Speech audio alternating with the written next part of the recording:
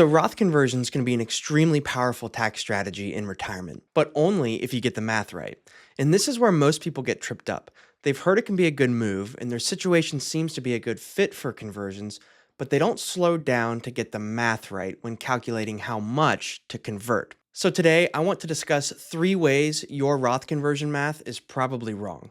Now, to be clear, this video is not about deciding whether you're a good candidate for conversions in the first place. I'm speaking directly to those of you who have already decided you're going to convert and are now trying to figure out which tax brackets to fill and how to avoid triggering unnecessary tax and penalties. So if you're still trying to determine whether a Roth conversion makes sense for your situation, I'll have a separate video coming soon that will walk you through that decision process step by step. But at the highest level, the goal of a Roth conversion is to increase your future after-tax net worth by taking advantage of periods of lower tax bracket opportunities.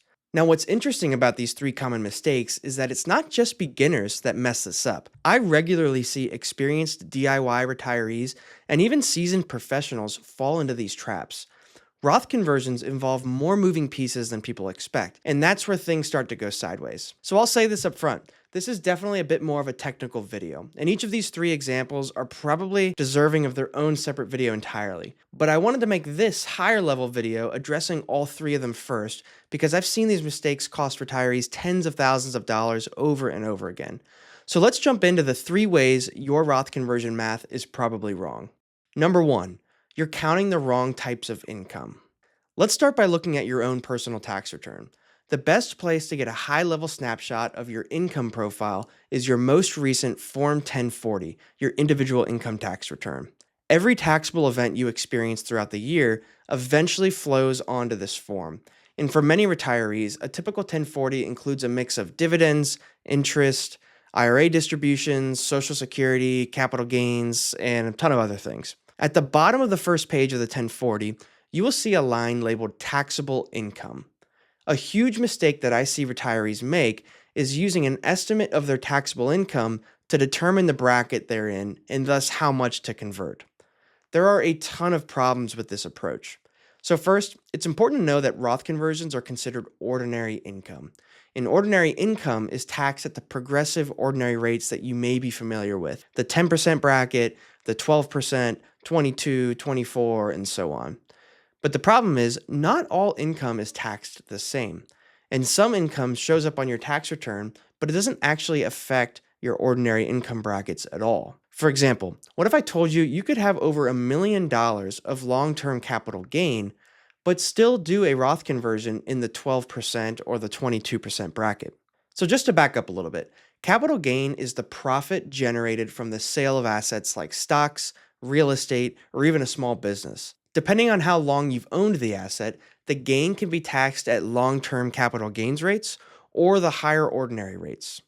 A super common mistake I see when retirees are modeling out their own conversions is including their long-term capital gains in their projections for their ordinary tax rate. It's important to understand that long-term capital gains don't actually push you into a higher ordinary tax bracket. Long-term capital gains sit on top of your ordinary income and are taxed in their own way with their own set of brackets. So I've seen it time and time and again. You're looking back at a significant stock sale earlier in the year or the sale of a rental property and completely discarding the Roth conversion, believing that the long-term gain will push you into a higher ordinary tax bracket. So what's the real harm here? It's that many retirees don't take advantage of their full Roth conversion potential because they don't understand how long-term capital gains are taxed. Many retirees are overprojecting their ordinary income, potentially leaving tens of thousands of dollars on the table. Now, the natural question is, are there any other types of income that create a similar dynamic? The answer is yes. Most of you probably receive dividend income from stocks, stock ETFs, mutual funds. Now, some of these dividends are classified as qualified dividends, which are typically paid from U.S. public companies either directly or through an ETF or mutual fund. When you take a look at your 1099 at the end of the year, it actually breaks down these different types of dividends right there on the form. So what's so special about qualified dividends? Well, the biggest difference is that these dividends are taxed at long-term capital gains rates, not ordinary brackets. This means the same example applies. You could have $1 million of qualified dividend income from your stock portfolio and still do a conversion in one of the lower ordinary tax brackets. It's rare that I see people get this calculation right, and it usually ends up with someone under converting or even deciding not to convert at all.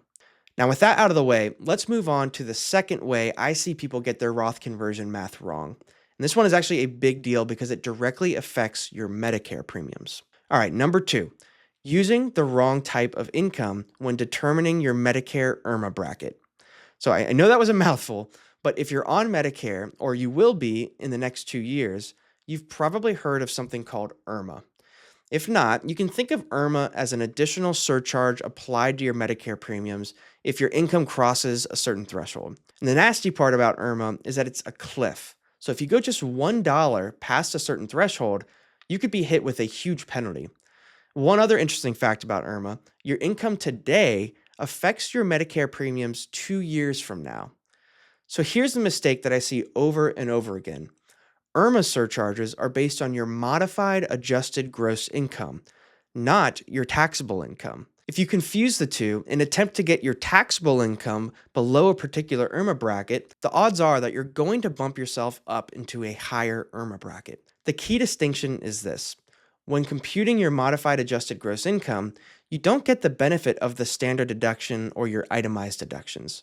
Those don't reduce your modified adjusted gross income. Nearly every week, I speak with someone trying to calculate their IRMA exposure using their taxable income, not realizing that the number they should be basing it on is tens of thousands of dollars higher. Now, there are more differences between modified adjusted gross income and taxable income, but this is by far the most consequential mistake that I see in this area. Okay, so this brings me to the third common way I see retirees get their Roth conversion math wrong.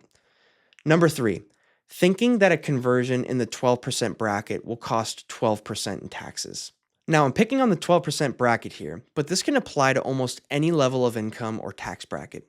So often, I see retirees assume that if their next dollar of income falls inside the 12% bracket, then converting that dollar will cost 12% in federal taxes. Unfortunately, that's just not how the tax code works. Roth conversions, or really any other form of additional income, can cause chain reactions in your tax return. Your tax bracket is just one piece of the broader puzzle. Let's walk through a few examples to demonstrate what I'm referring to here.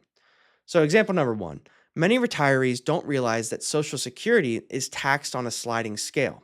Depending on your other income, anywhere from 0%, 50%, or 85% of your Social Security can be taxed.